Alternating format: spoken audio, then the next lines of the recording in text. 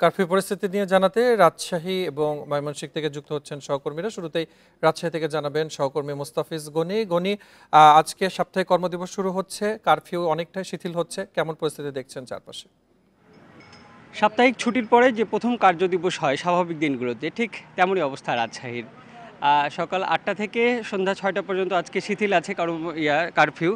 তবে এরই মধ্যে আমরা দেখেছি সড়কে যান চলাচল বেড়েছে, লোকজনের আনাগোনা বেড়েছে, বা কাঁচা বাজারগুলোতেও হচ্ছে আমরা যথেষ্ট পরিমাণে লোকজনকে দেখতে পেরেছি।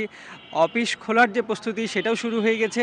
আমরা জানি কি আজকে সরকারি ও বেসরকারি অফিসগুলো সকাল ৯টা থেকে বিকাল ৩টা পর্যন্ত তাদের কার্যক্রম চালাবে। ব্যাংকগুলোতেও ১০টা থেকে ৩:৩০ পর্যন্ত তাদের কার্যক্রম চলবে।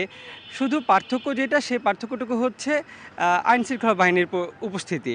আমরা এরই মধ্যে বিভিন্ন আইনশৃঙ্খলা বাহিনীর বিভিন্ন যে সংস্থাগুলো, সেগুলোর হচ্ছে টহল দেখেছি গাড়িগুলোর, এবং বিভিন্ন গুরুত্বপূর্ণ পয়েন্টে সেই জায়গাগুলোতে আমরা বাড়তি আইনশৃঙ্খলা বাহিনীর সদস্যদেরকে দেখেছি।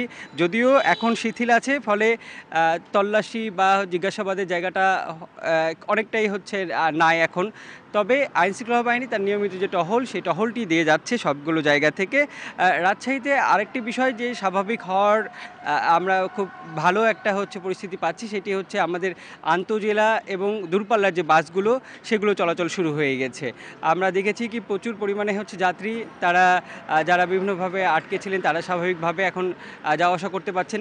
বাস মালিক যারা, তাদের সাথেও আমরা কথা বলেছি, তারা বলছে আইনশৃঙ্খলা বাহিনী তাদেরকে সেই সহযোগিতা দিচ্ছে। কোনো ধরনের তারা শঙ্কা ছাড়াই মোটামুটি যাওয়া আসা করতে পারছেন, দূরপাল্লার গন্তব্যে পৌঁছাতে পারছেন।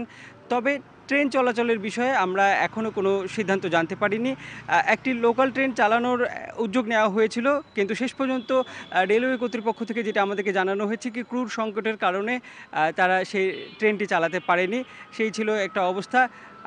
এবং আইনশৃঙ্খলা বাহিনী যেটি বলছে আমাদেরকে, গত ২৪ ঘন্টার ভিতরে আমরা কতজন আটক হয়েছে এই বিষয়টা হয়তো আমরা আর কিছুক্ষণের মধ্যে আজকের হালনাগাদ আপডেটটা দিতে পারবো। তবে গতকাল পর্যন্ত প্রায় ২ শতাধিক আটক ছিল। নাশকতার যে বিভিন্ন মামলা হয়েছে ৭টি, সেই মামলায় তাদেরকে গ্রেপ্তার করা হয়েছে পুলিশের পক্ষ থেকে, সেই বিষয়টি আমাদেরকে জানানো হয়েছে। রাজশাহীতে কারফিউর এই ছিল সার্বিক অবস্থা আমার কাছে। গনি, আপনাকে ধন্যবাদ।